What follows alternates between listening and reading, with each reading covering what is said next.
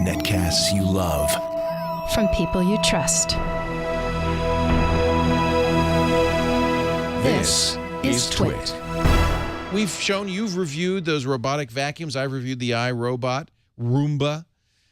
They seem like a great idea. Autonomous devices that do your vacuuming or floor washing. Well, what about mowing the lawn?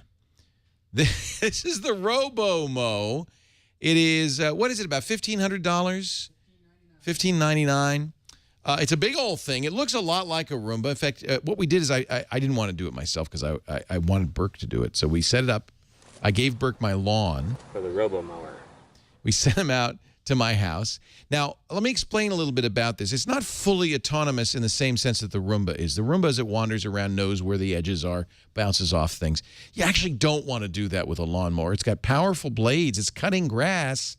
So what you'll do is you'll put a wire around, using stakes and a wire. It's a little more work. Took Burke about an hour and a half to lay the wire out on this small plot of grass. And then you have a docking station, just like you do for the Roomba. The Robomow goes into the docking station, plugs in, charges up. They say you can leave it outside, but it'd probably be better to leave it under an eave so it's not getting fully rained upon.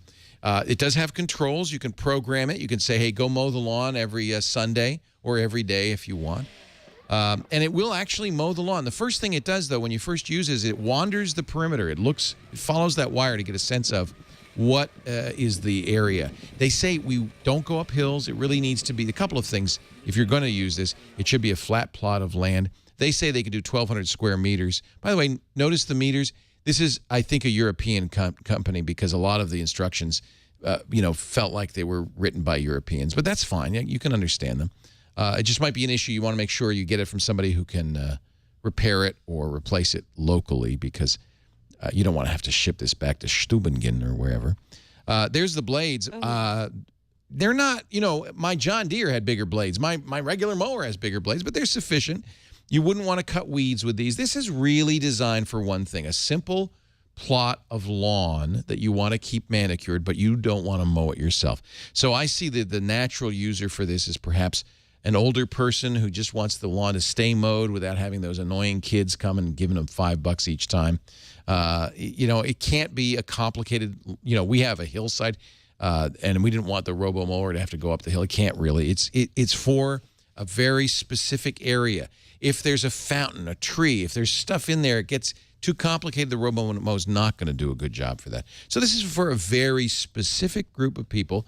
They've got to have money to spend because it's $1,600.